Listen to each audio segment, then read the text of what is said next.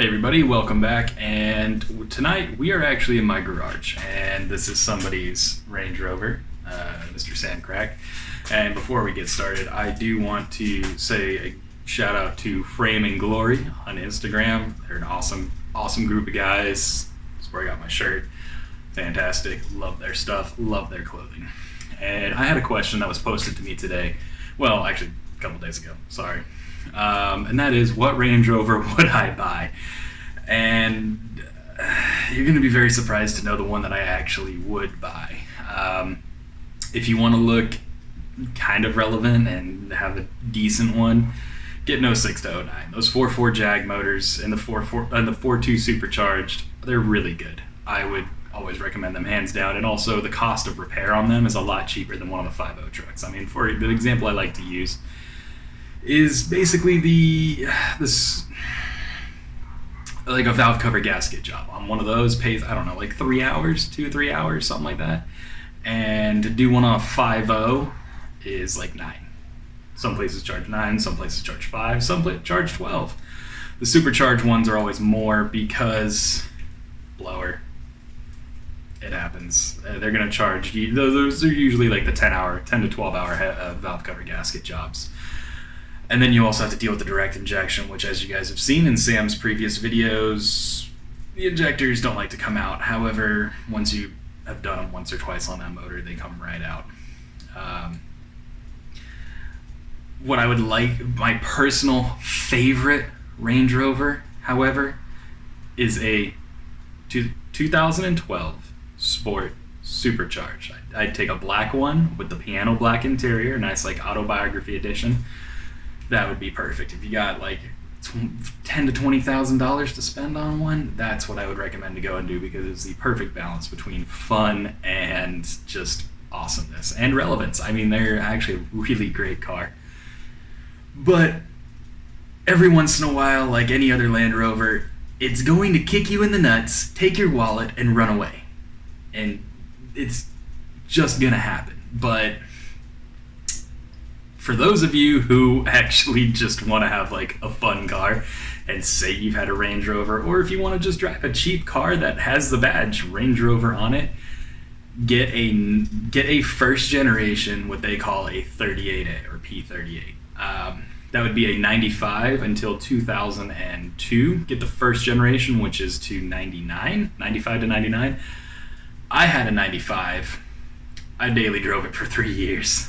Yes, I had to do some work to it, but they're actually really simple and easy to work on. You can actually like physically work on it yourself. You don't have to take it to a shop if you don't want to.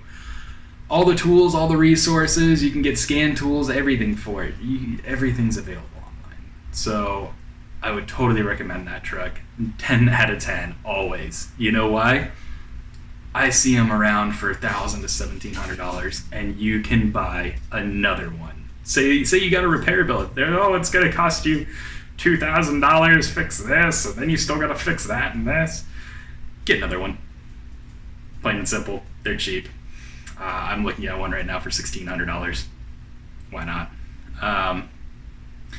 And so that's just what I would do. But if you want a Land Rover recommendation, Disco 2, can't ever really go wrong, other than the fact that they're either gonna tick or they're ticking already.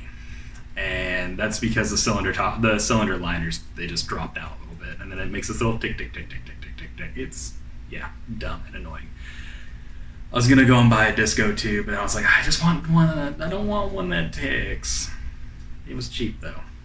I still didn't buy it.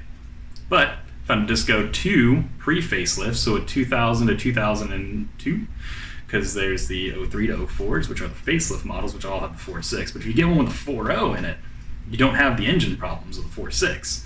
Granted, they're ugly and nobody wants them, but hey, you've got a Disco, and you can drive anywhere you want with that. They're fantastic cars. Yeah, it's gonna leak. It's gonna leak from everywhere. But it's a Land Rover. You know that's going to be a factor. Another great option, the LR3 with the 4-liter V6. I hate recommending that, but it's an engine from a Ford Ranger. Those things regularly go to 250,000 miles, and you don't really see them having that many problems. So I can always recommend that to you. An LR3 with a 4.0, but it's gutless. The 4.4 liters in the LR3s, they're good. I mean, they're just as good as the Range Rovers. Definitely recommend them also. I don't like to recommend the 5.0 trucks because they're just so expensive to replace and repair. Oh, yeah, they make me a lot of money. They pay me very well. It keeps me busy. But man, the old trucks, they work better. Like that '06 to '09 range, they're just great. Any sport in that range, just basically anything in that range. One car I will never recommend to anybody is an Evoque. I just can't. They're kind of a pain to work on. Yeah, it's a little 4-cylinder Range Rover. It's the baby. It doesn't matter, dude. Like, they're not actually that great. I would rather tell you, look, you're going to go and spend that, get a little bit older of a Range Rover, and just buy that. What I like to try and tell people is buy the best Range Rover you can afford. Because then you're going to have the most fun. Like, I want you to go, like, yeah, of course I want you to bring your car to me. Dude, it's a Land Rover. It's going to break. I already know you're coming back. Don't worry about it. I want you to go out and enjoy your vehicle. I would much rather just do basic service work on your car so that you can have it back quickly and you can enjoy it longer than just always being in for something broken. I'd rather straight up tell you, you need to sell this car and go get one of these because you'll have way more fun. And there's one Range Rover I will always tell people to never buy. One generation to never buy, a 2002 to 2005 with that BMW 4.4 liter. No, don't ever buy one, because for the price you're going to spend on that, get a little bit more and get an 06 to 09. At least, and always try and get at least the 07. In 06, they had a funky key problem. In fact, that's actually going to be a topic for another video. Got some great stories for that. But at least always buy the best one that you can. It's going to save you more in the long run. And that's going to be where I end it here.